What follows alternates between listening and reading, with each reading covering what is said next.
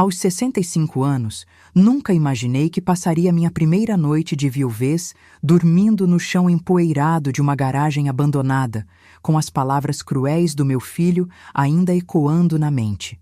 É isso que você merece, sua velha inútil. Naquela noite, com a mão trêmula, girei uma chave enferrujada na fechadura de um lugar esquecido, sem imaginar que aquela porta escondia o maior segredo do meu marido e mudaria completamente o rumo das nossas vidas. Mas antes de continuar contando minha história, confira se você já está inscrito no canal e escreva nos comentários. De onde você está assistindo este vídeo? Adoramos saber até onde nossas histórias estão chegando. Naquela noite, eu estava tremendo no escuro, com uma chave misteriosa em mãos e lágrimas embaçando minha visão. A dor da perda de Ricardo, meu marido de 40 anos, ainda era um ferimento aberto quando me vi despejada da minha própria casa pelo meu único filho. Tudo começou 2 semanas após o funeral. No escritório do Dr. Mendes, o advogado de longa data de Ricardo, eu usava o mesmo vestido preto do velório, enquanto Lucas, meu filho, exibia um terno impecável que parecia mais apropriado para uma reunião de negócios do que para a leitura do testamento de seu pai. A minha esposa, Helena, leu o advogado com voz monótona. Deixo a propriedade localizada na Avenida Industrial, número 1420, a garagem e todo o seu conteúdo. Uma garagem? Após 4 décadas de casamento, Ricardo me deixava uma garagem? Fiquei atordoada demais para falar, confusa demais para questionar por quê. Ao meu filho, Lucas, continuou o Dr. Mendes, deixo nossa cobertura na praia e minha carteira principal de investimentos. Senti o aperto da mão de Lucas no meu ombro, forte demais, enquanto ele se inclinava para sussurrar. Não se preocupe, mãe, vou garantir que a senhora seja bem cuidada. Mal sabia eu o que aquelas palavras realmente significavam. Naquela mesma noite, ao retornarmos para o que eu ainda considerava minha casa, a cobertura com vista para o mar que Ricardo e eu compartilhamos nos últimos 15 anos, Lucas colocou minha mala na entrada. Acho melhor a senhora encontrar outro lugar para ficar, mãe. A cobertura é minha agora. Está no testamento. O tom da voz dele era frio, calculista, com aquela postura de executivo que havia aperfeiçoado ao longo dos anos. Vou receber alguns investidores amanhã para discutir a transformação do escritório do pai, e preciso começar a fazer mudanças. Mas para onde eu vou? Minha voz saiu pequena, quase um sussurro. Lucas deu de ombros com uma casualidade cruel. A senhora pode ficar com a tia Carmen por um tempo, ou sempre tem aquela garagem que o pai lhe deixou. Sua risada feriu como uma faca. Por que ele deixou aquele lixo para a senhora é um mistério para mim. O que a senhora vai fazer com isso? Abrir uma oficina mecânica na sua idade?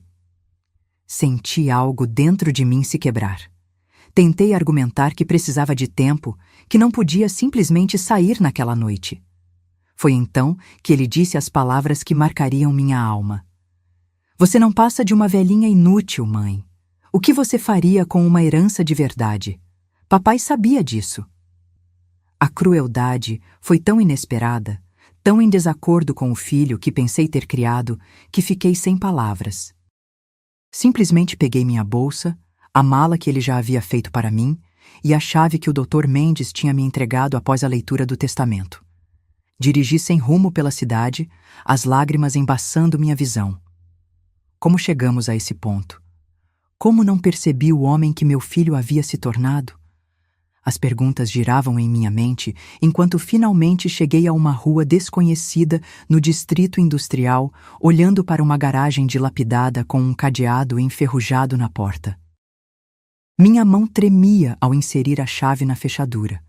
A porta rangeu em protesto quando a empurrei, o feixe da minha lanterna cortando a escuridão acumulada por décadas. E então, congelei. O interior não estava cheio de lixo ou ferramentas abandonadas como eu esperava. O espaço à minha frente continha 3 veículos cobertos com capas de tecido arranjadas com precisão meticulosa.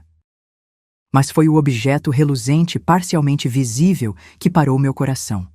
a grade cromada inconfundível do que parecia ser um carro clássico. Com dedos trêmulos, puxei a capa do primeiro carro, revelando um Aston Martin DB5 de 1963 em prata imaculada, idêntico ao que Sean Connery dirigia nos filmes de James Bond que Ricardo tanto amava.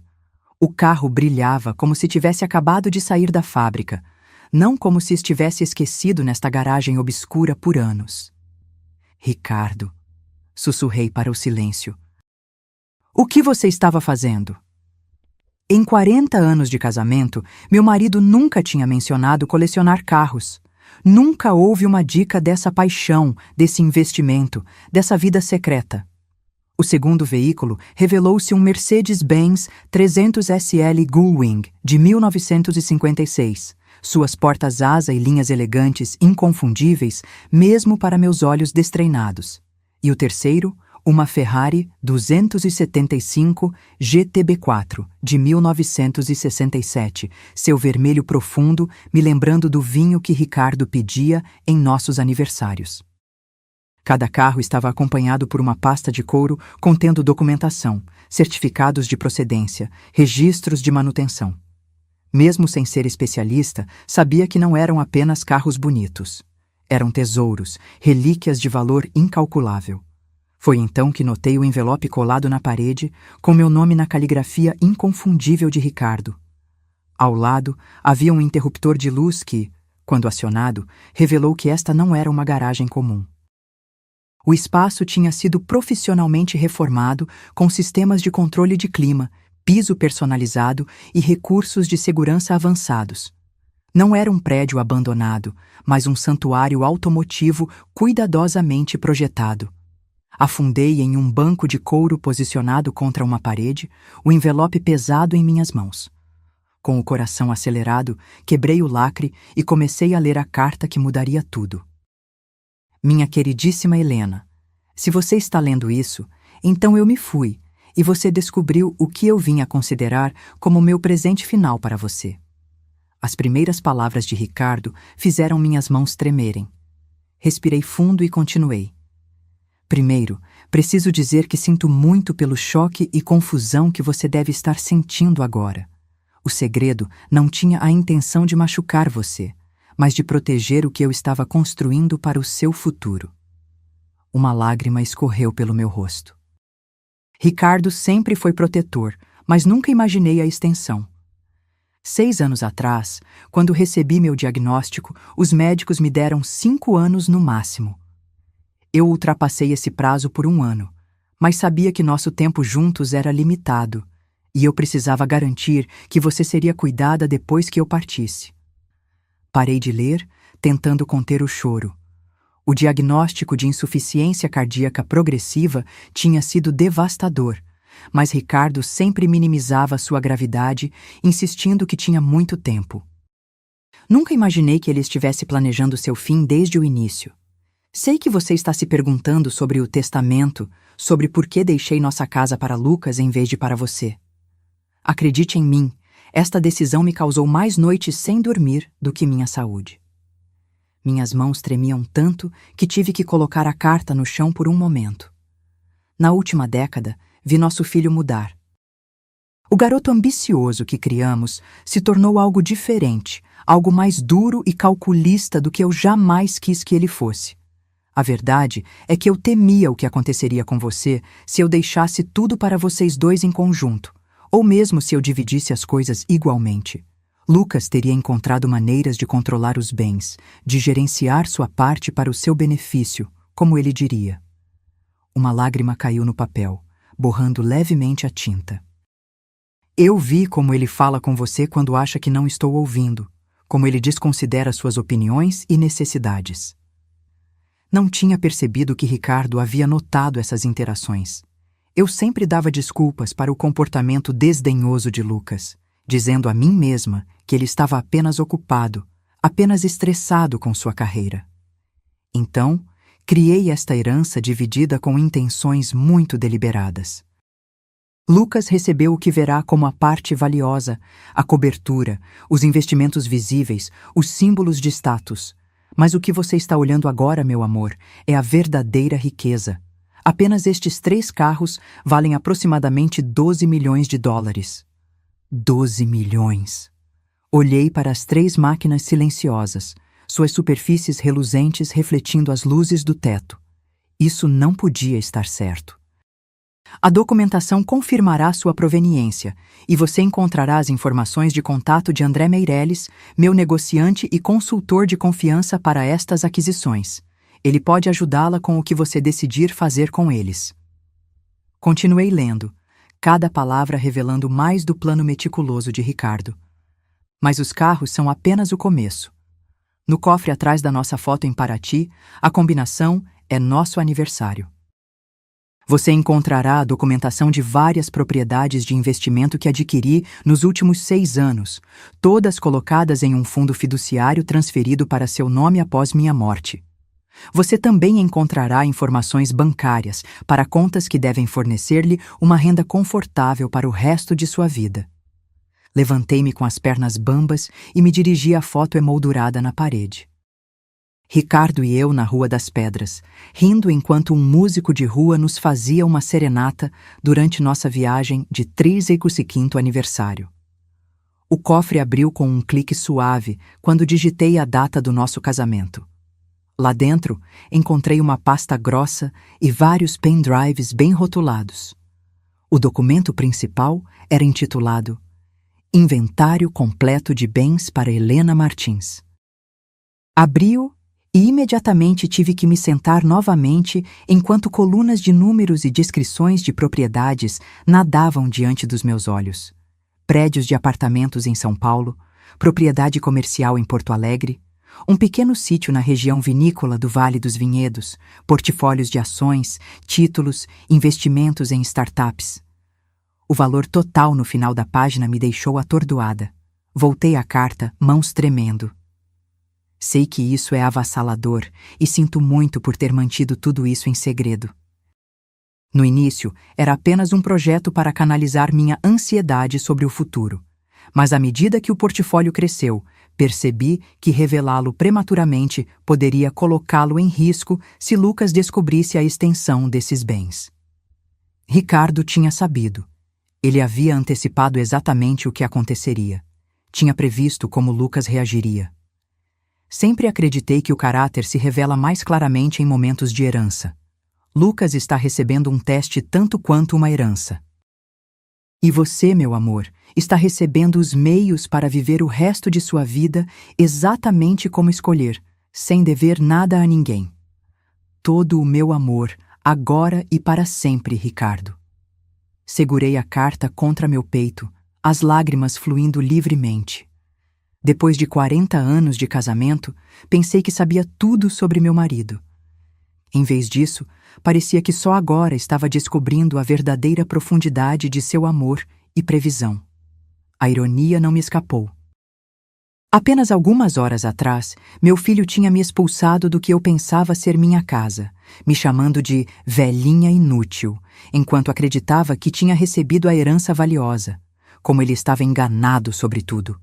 Passei aquela primeira noite em um sofá de couro que descobri em um pequeno escritório adjacente à garagem.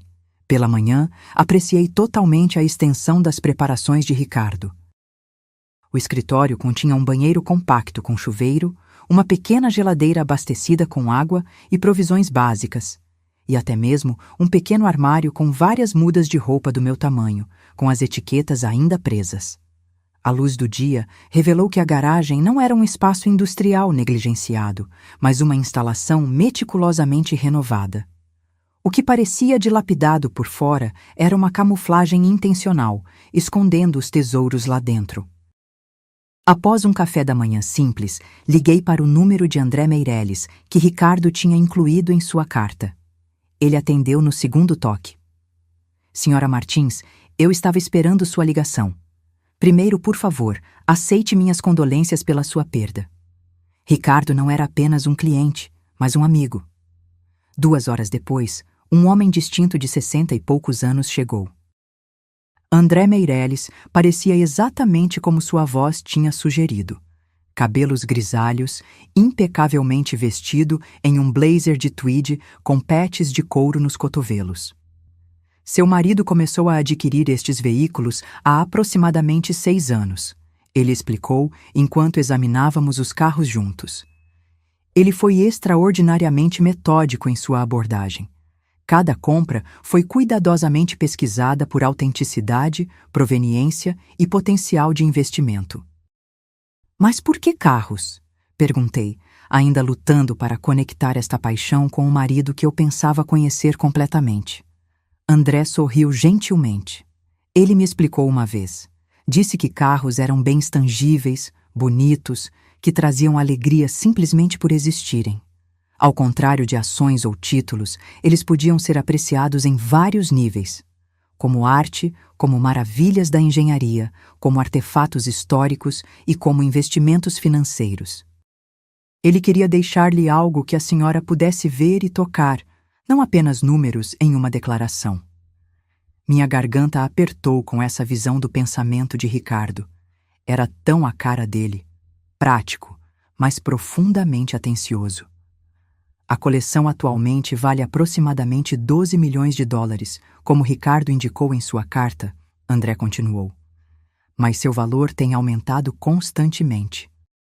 Estes modelos, em particular, são considerados investimentos de primeira linha no mundo de carros de colecionador. E o que devo fazer com eles? Perguntei, ainda sentindo-me sobrecarregada pela magnitude de tudo isso. O que a senhora desejar, senhora Martins? Pode vendê-los individualmente ou como uma coleção. Pode mantê-los como investimentos. Pode até mesmo dirigi-los, embora isso afete seu valor um pouco. Não há pressa para decidir. Ricardo pagou por armazenamento e manutenção seguros para os próximos 5 anos. Passei os dias seguintes examinando meticulosamente os documentos que Ricardo havia deixado, gradualmente compreendendo a extensão das manobras financeiras secretas dele. Além dos carros, ele tinha montado uma coleção impressionante de propriedades e investimentos geradores de renda, todos cuidadosamente estruturados para serem transferidos para mim sem problemas após sua morte. Um documento em particular chamou minha atenção. A escritura de uma casa modesta, mas adorável, em Búzios, uma cidade costeira que visitamos várias vezes ao longo dos anos e sempre amamos. De acordo com a papelada, Ricardo a tinha comprado há 4 anos, totalmente mobiliada e pronta para morar. Eu tinha uma casa de verdade. Não apenas esta garagem, por mais valioso que fosse seu conteúdo. Quando a noite caiu, meu telefone tocou. O número de Lucas piscando na tela. Hesitei, então atendi. Mãe, onde a senhora está? A voz dele continha irritação em vez de preocupação. A tia Carmen disse que a senhora não a contatou. Estou bem, Lucas, respondi, mantendo meu tom neutro. Encontrei um lugar para ficar. Bem, preciso que a senhora venha pegar o resto das suas coisas da cobertura. Vou fazer com que os designers de interiores comecem a trabalhar amanhã, e eles precisam que tudo seja retirado. Nenhuma desculpa, nenhuma admissão de sua crueldade, apenas mais exigências e descaso. Entendi, eu disse, uma estranha calma se instalando em mim. E quando seria conveniente para você? Amanhã de manhã, antes das 9. Tenho reuniões o dia todo.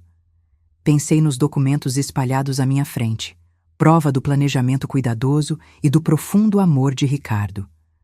Pensei no filho que podia casualmente descartar sua mãe quando ela se tornasse inconveniente. E tomei uma decisão. Estarei lá, eu disse, sentindo uma determinação crescente que não experimentava há anos. No dia seguinte, cheguei à cobertura precisamente às 8h45, tendo cuidado com minha aparência. Usei uma das novas roupas do armário da garagem, um terno de calça simples, mas elegante, em azul marinho que se encaixava surpreendentemente bem. Lucas abriu a porta com o telefone na mão, mal olhando para cima enquanto eu entrava. O espaço já parecia diferente, mais vazio, mais frio. Várias das minhas peças decorativas estavam faltando, e as fotos de família que tinham alinhado o corredor tinham sido removidas. Finalmente, ele disse. Empacotei a maioria das suas coisas pessoais. Os designers estarão aqui às 9h30, então precisamos ser eficientes. Nenhum cumprimento, nenhuma pergunta sobre onde eu tinha passado a noite depois que ele me expulsou de minha casa. Apenas o foco imediato em sua própria conveniência. Bom dia para você também, Lucas, respondi, minha voz mais firme do que eu esperava. Vejo que você já começou a redecorar. Ele deu de ombros, me levando em direção ao quarto principal, onde várias caixas estavam empilhadas. Não adianta esperar. O lugar precisa de uma atualização completa para maximizar seu valor. Seu valor? Repeti. Você está planejando vendê-lo eventualmente? É grande demais para uma pessoa e o mercado está aquecido agora. Acho que vou reformar, aproveitar por 1 ano ou mais e depois vendê-lo para um lucro substancial. O desdém casual pela casa que Ricardo e eu tínhamos criado juntos me magoou, mas apenas assenti. Entendo. E as coisas de Ricardo? Lucas gesticulou vagamente em direção a mais caixas no canto. Eu fiquei com os relógios e a coleção de abotoaduras dele. O resto é apenas roupas e coisas de velho. A senhora pode levar o que quiser. O resto vai para doação. Coisas de velho, repeti suavemente, me aproximando das caixas. Dentro da primeira, encontrei os amados livros de Ricardo, sua coleção de canetas tinteiro vintage, o suéter que eu tinha dado a ele no Natal passado, que ainda tinha o cheiro dele. Cada item era uma peça do homem que eu tinha amado, agora designado como inútil por nosso filho. Comecei a vasculhar as caixas metodicamente, separando os itens preciosos para mim, enquanto Lucas andava impacientemente, checando seu relógio a cada poucos minutos. A senhora não pode se apressar? Ele finalmente estalou. É apenas coisa, mãe. A senhora nem tem um lugar para guardar tudo isso. Olhei para ele, realmente vendo o homem que meu filho tinha se tornado. Bonito como seu pai, mas sem a calidez ou compaixão de Ricardo em seus olhos. Eu tenho um lugar, disse calmamente. E vou levar o tempo que eu precisar. Estas não são apenas posses, Lucas. São memórias. Ele revirou os olhos. Ótimo. Tenho ligações a fazer. Apenas termine até às 9h30. Ele saiu sem olhar para trás. Enquanto continuava a selecionar cuidadosamente os itens, me vi passando por estágios de luto, não apenas por Ricardo, mas pelo filho que eu pensei ter criado. Ele sempre foi tão frio, tão desdenhoso. Eu simplesmente me recusei a ver, dando desculpas para seu comportamento cada vez mais insensível. Ricardo tinha visto isso claramente. Claramente o suficiente para criar um plano elaborado para me proteger do nosso próprio filho. No fundo de um armário, encontrei algo inesperado, a velha pasta de couro de Ricardo empurrada para um canto. Dentro havia um envelope selado com meu nome e uma nota.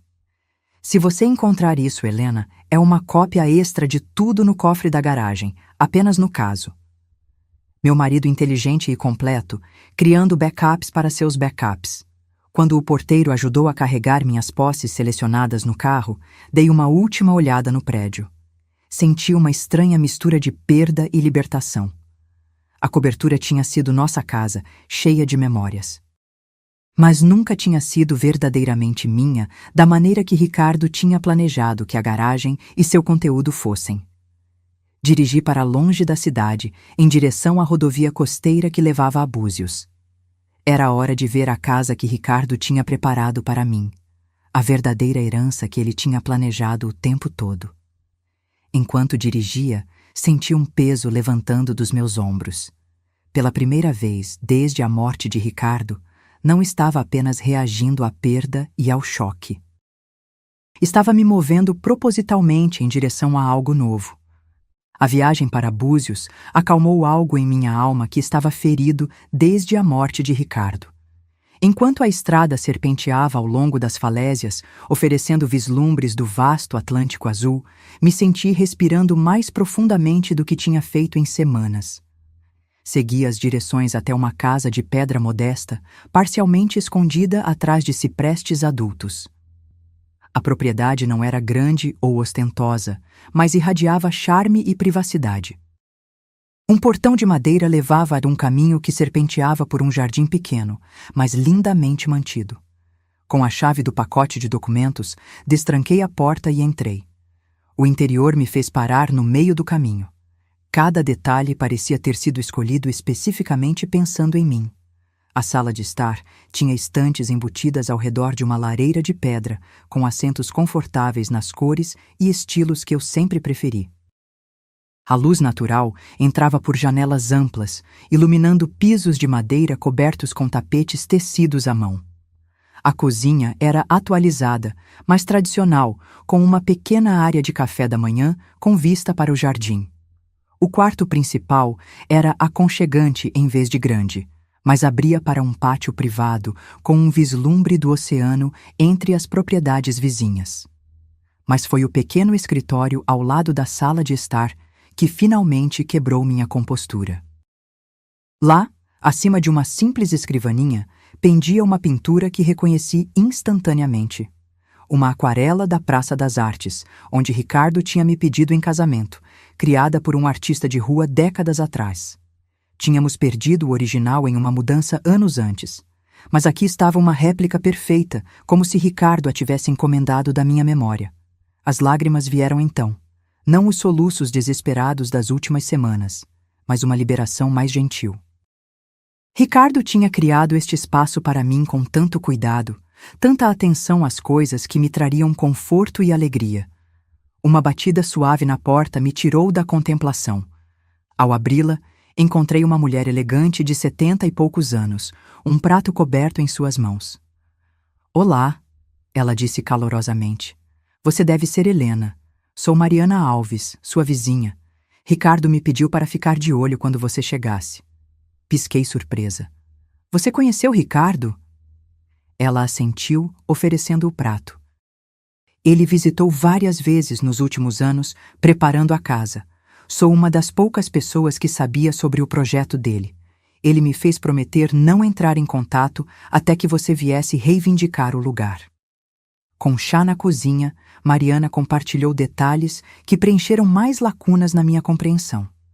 Ricardo era tão meticuloso em fazer tudo certo, ela explicou. Ele trazia fotos da sua casa na cidade, tentando capturar sua estética, enquanto criava algo que pertencia aqui em Búzios. Eu não tinha ideia de que ele estava fazendo nada disso, admiti. Ele manteve isso completamente em segredo. Mariana assentiu pensativamente. Ele mencionou isso. Disse que era para sua proteção, embora não tenha elaborado. Ela me estudou com gentileza direta. Ele disse que quando você finalmente viesse, talvez precisasse de uma amiga. Alguém que entendesse o que era reconstruir uma vida após a perda. Nos dias que se seguiram, estabeleci um ritmo gentil, explorando a cidade, conhecendo outros vizinhos, retornando cada noite para a casa que cada vez mais parecia minha. No quarto dia, meu telefone tocou com o número de Lucas. Hesitei antes de atender. "Mãe, onde a senhora está?" A voz dele tinha aquela nota familiar de impaciência. "A tia Carmen disse que a senhora não tem ficado com ela." "Estou tirando um tempo para mim, Lucas", respondi. "Encontrei um lugar para ficar." "O que isso significa? Que lugar? A senhora não pode simplesmente desaparecer assim. Não estou discutindo meu paradeiro agora. Havia algo específico que você precisava?" Uma pausa. Então, a voz dele mudou para seu tom de negociação. "Na verdade, sim. Estive revisando os papéis do pai mais minuciosamente e encontrei algumas referências a investimentos adicionais que não foram cobertos no testamento. Acho que pode haver contas ou propriedades que ainda não sabemos." Meu coração bateu mais rápido, mas mantive minha voz firme. "Ah, que tipo de referências?" "Nada específico, apenas notas sobre reuniões com consultores financeiros que eu não reconheço. Alguns comentários enigmáticos sobre a garantia de bens futuros." Lucas estava ficando desconfiado, procurando por bens que acreditava serem de direito dele. Quanto tempo antes que ele descobrisse a verdade? "Se houver bens adicionais, tenho certeza de que o Dr. Mendes os teria mencionado", respondi. "Talvez", Lucas disse, não convencido. Ouça, quando a senhora vai voltar para a cidade, deveríamos discutir isso pessoalmente. Não tenho certeza de quando voltarei, respondi.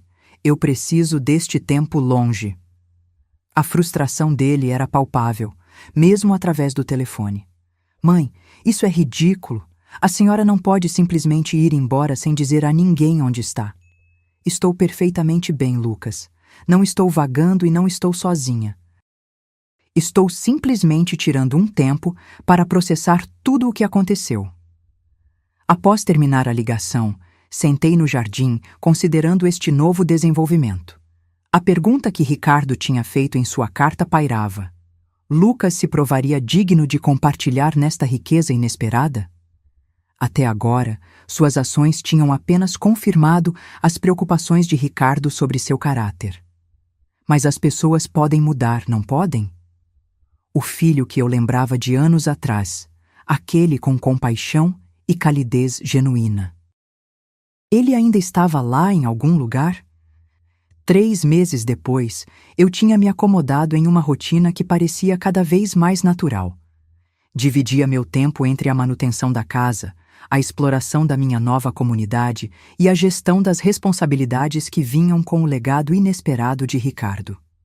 Com a orientação da advogada Patrícia Vasconcelos, tinha estabelecido um sistema confortável para supervisionar as várias propriedades e investimentos.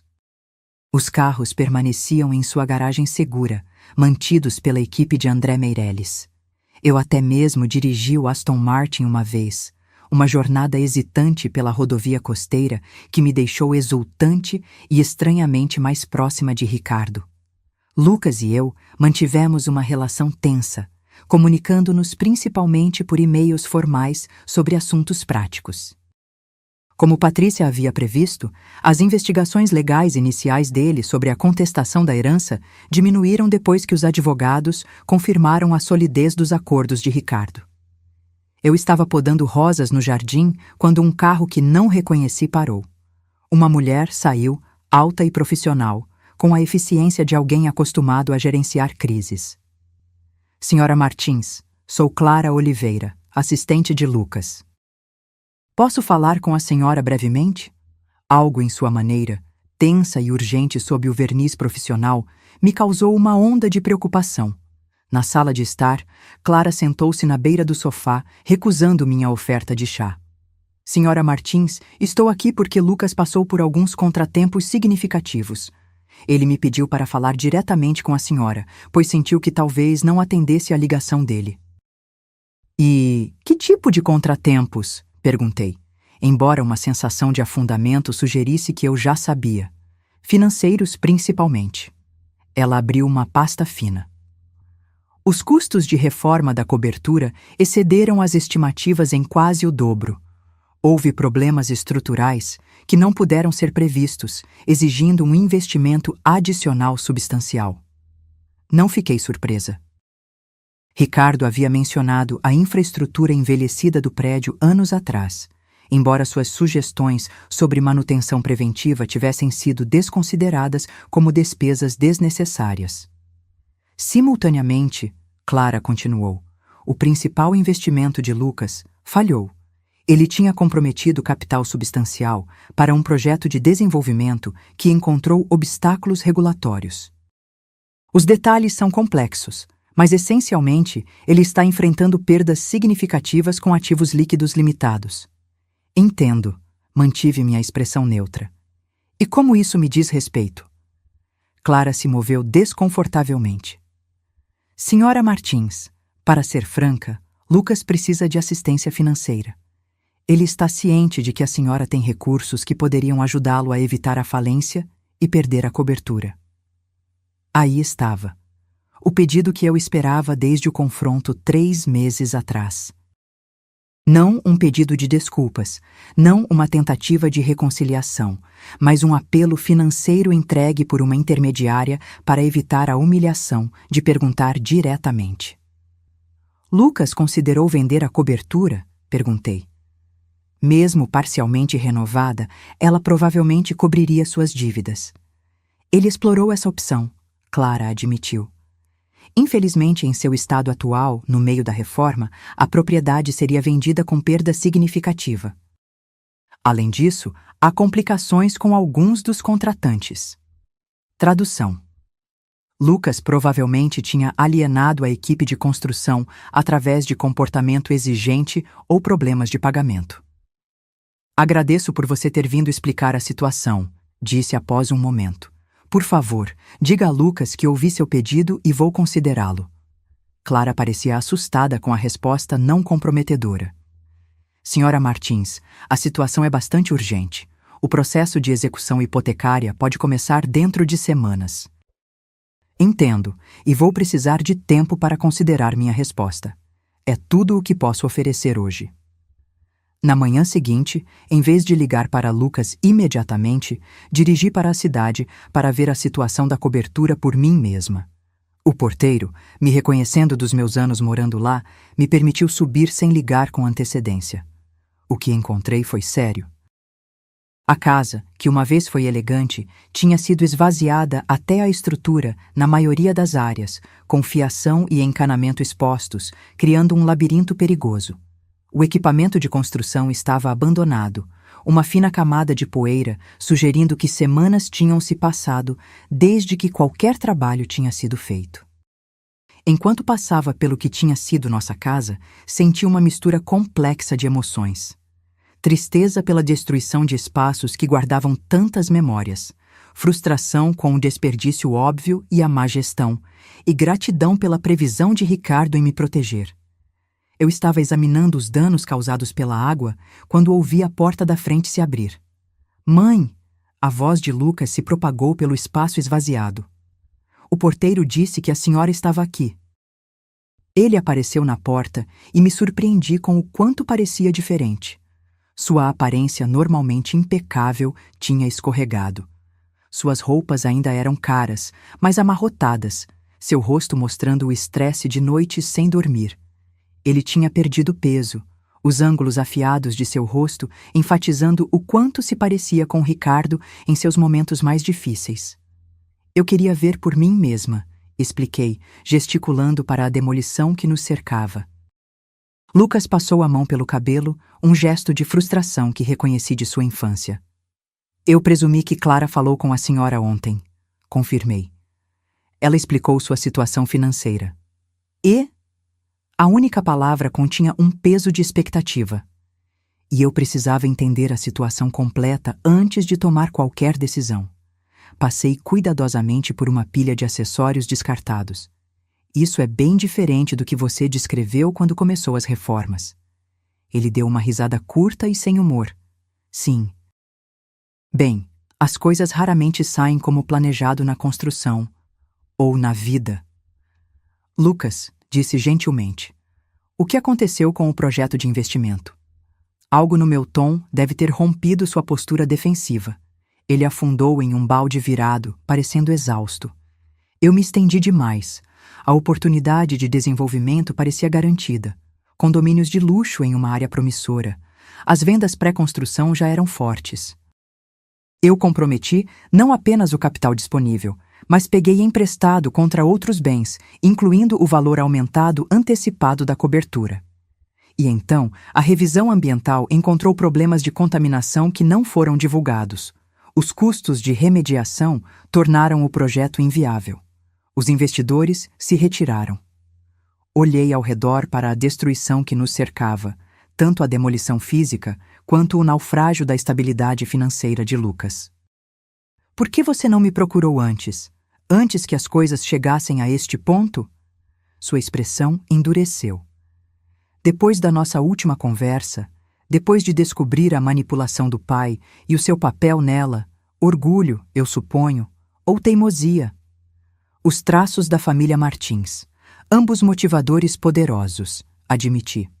Então, Lucas disse após um momento, tentando soar casual. A senhora tomou sua decisão sobre me ajudar? Olhei para ele diretamente. Estou disposta a ajudar, Lucas, mas não incondicionalmente, e não simplesmente escrevendo um cheque para cobrir suas dívidas. Alívio e cansaço lutaram em sua expressão. Que condições? Vamos precisar discutir isso apropriadamente, respondi, voltando para a porta. Não aqui, cercados pela evidência de decisões apressadas. Venha para Búzios amanhã. Vamos falar sobre um caminho a seguir que aborde tanto sua crise imediata quanto os padrões subjacentes que a criaram. Ele parecia querer discutir, pressionar por um compromisso imediato, mas a necessidade superou o impulso. Tudo bem, amanhã. Lucas chegou à casa precisamente na hora combinada das 11 da manhã seguinte, sua aparência notavelmente mais polida do que no dia anterior. Um esforço deliberado, suspeitei, para projetar um controle que não mais possuía. Eu tinha passado a manhã me preparando, não apenas mentalmente, mas fisicamente, arrumando o cenário para nossa conversa com cuidado intencional. A senhora tem uma vista adorável, ele comentou rigidamente, enquanto eu o levava até o pátio dos fundos, onde tinha arranjado assentos confortáveis e um almoço leve. Seu pai escolheu bem, concordei. Ele se lembrou do quanto eu amo a costa. A expressão de Lucas se contraiu ao mencionar Ricardo, mas ele não disse nada enquanto se sentava. O pátio tinha vista para um jardim pequeno, mas meticulosamente mantido, que se inclinava suavemente para baixo, oferecendo vislumbres do Atlântico entre as propriedades vizinhas. O ambiente era pacífico, privado e neutro para a difícil conversa que teríamos. Depois de servir chá gelado para nós dois, virei-me para encarar meu filho diretamente. Antes de discutirmos sua situação financeira, gostaria de lhe mostrar algo. Entreguei-lhe uma pasta de couro que tinha preparado naquela manhã, contendo documentos selecionados dos registros de Ricardo. Estas são projeções financeiras e avaliações de manutenção para a cobertura, expliquei enquanto ele examinava as páginas. Seu pai as encomendou há 3 anos, antecipando falhas importantes eventuais nos sistemas do prédio. As estimativas correspondem de perto ao que você encontrou em suas reformas. Lucas franziu a testa. O pai nunca mencionou nada disso. Ele tentou, corrigi gentilmente. Várias vezes você desconsiderou as preocupações dele como cautela excessiva, despesa desnecessária. Ele te mostrou estes relatórios durante sua última visita de Natal, antes do diagnóstico dele. Um vislumbre de reconhecimento cruzou seu rosto. A chata avaliação do prédio que ele ficava mencionando no jantar. A mesma. Dei um gole no meu chá. Ricardo não estava apenas sendo cauteloso. Ele estava tentando te preparar para exatamente a situação que você está enfrentando agora. Lucas colocou a pasta de lado, sua mandíbula se contraindo. Se a senhora me trouxe aqui apenas para me dizer eu te disse em nome do pai? Não, interrompi. Estou estabelecendo o contexto para minha decisão sobre te ajudar. Ricardo viu isso vindo. Não apenas os problemas do prédio, mas o padrão de escolhas que levou à sua crise atual. E que padrão é esse exatamente? O tom dele era defensivo, mas captei confusão genuína por baixo. Priorizar a aparência em vez da substância, disse simplesmente. Buscar ganhos impressionantes em vez de crescimento sustentável, desconsiderar a cautela como pessimismo desnecessário. Olhei para ele diretamente.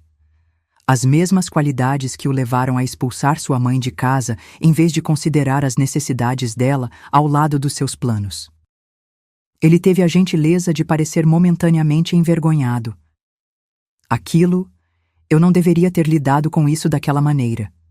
Não, concordei. Você não deveria. Um silêncio caiu entre nós, preenchido apenas pelo som distante das ondas e o chamado ocasional de pássaros marinhos. Lucas se mexeu um pouco, não acostumado a essa franqueza minha.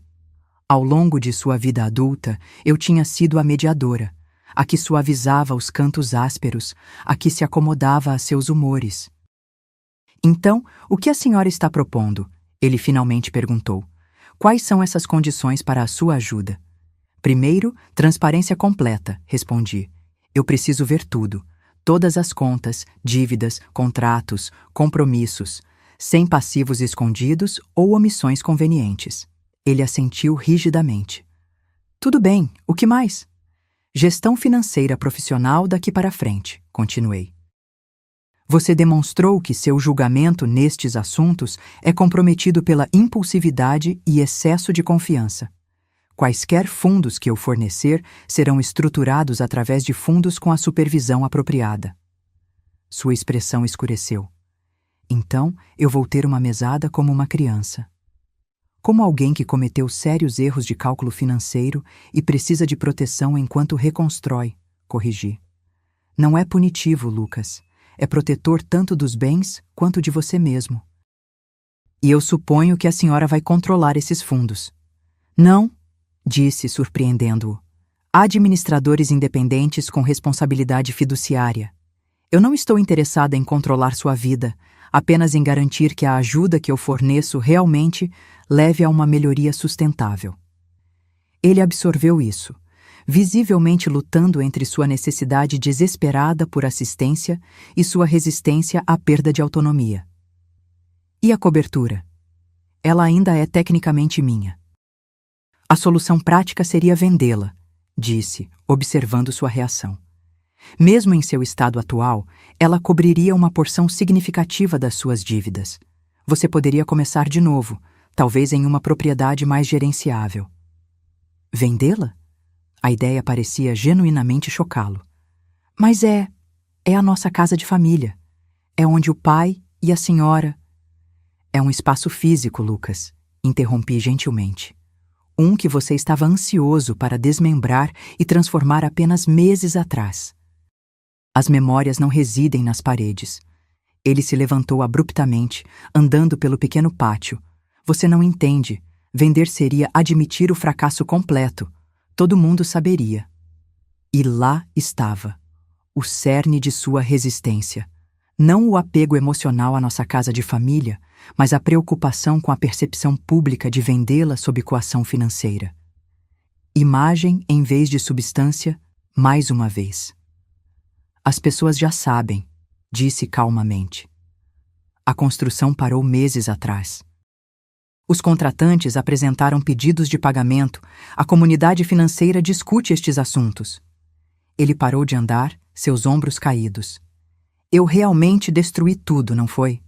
A vulnerabilidade explícita em sua voz me pegou de surpresa. Pela primeira vez desde a morte de Ricardo, vislumbrei meu filho sob a postura defensiva, confuso e finalmente enfrentando as consequências de anos de priorizar as aparências. Não tudo, disse, meu tom suavizando. Mas você criou um desafio significativo que exigirá mudanças igualmente significativas para ser resolvido. Lucas afundou de volta na cadeira, parecendo de repente exausto. Então, o que exatamente a senhora está oferecendo? Um caminho estruturado para a frente, respondi.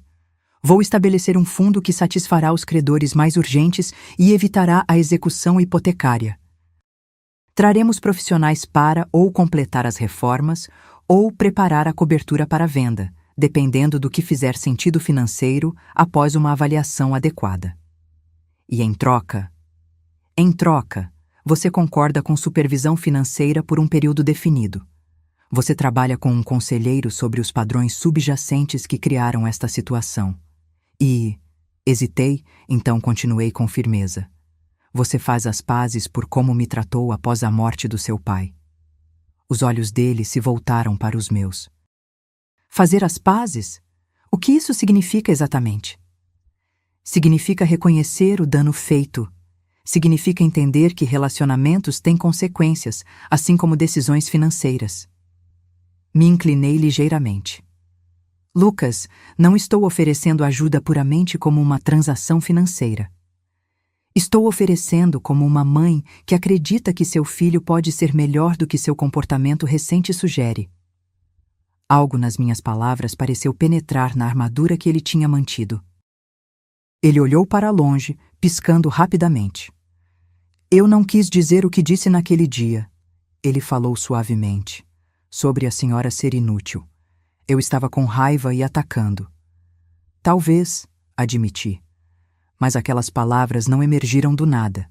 Elas refletiram uma atitude em relação a mim, em relação a mulheres mais velhas em geral, que você tem tido por algum tempo.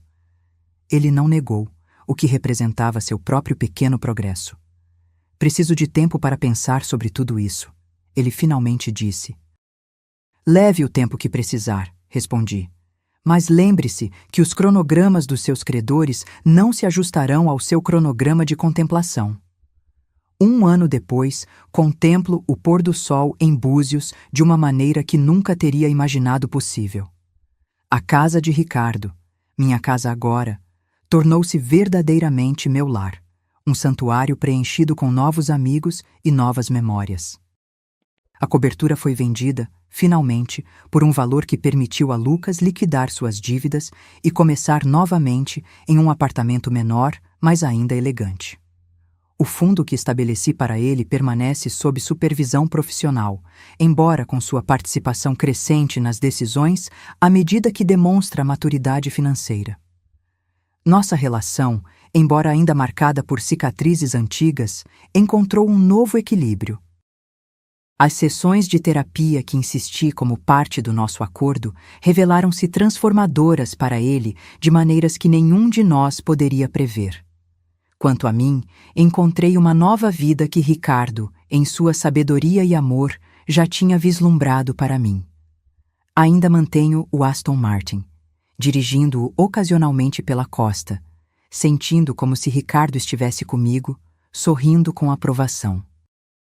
A garagem abandonada, longe de ser o insulto que Lucas imaginou, provou ser o presente mais valioso, não apenas por seu conteúdo material, mas pelo que representava, a profunda compreensão de Ricardo de quem realmente éramos, seu filho e eu, e o que ambos precisávamos para crescer. Algumas vezes, quando a luz do fim da tarde bate no oceano da mesma maneira que costumava iluminar o rosto de Ricardo, sinto uma gratidão tão profunda que quase dói. Por sua previsão, por seu amor meticuloso, e pela chance inesperada que me deu de redescobrir minha força em uma idade em que o mundo muitas vezes torna as mulheres invisíveis. A chave enferrujada que girei naquela noite desesperada destrancou muito mais que uma porta esquecida. Abriu um futuro que eu nunca poderia ter imaginado para mim mesma, um em que, aos 66 anos, descobri que minha vida não estava terminando com a perda do meu marido, mas apenas entrando em um novo e inesperado capítulo. Agora, se você gostou dessa história, já clica nesse próximo vídeo que está aparecendo na tela, porque nele há história de traição e reviravolta como você nunca viu antes.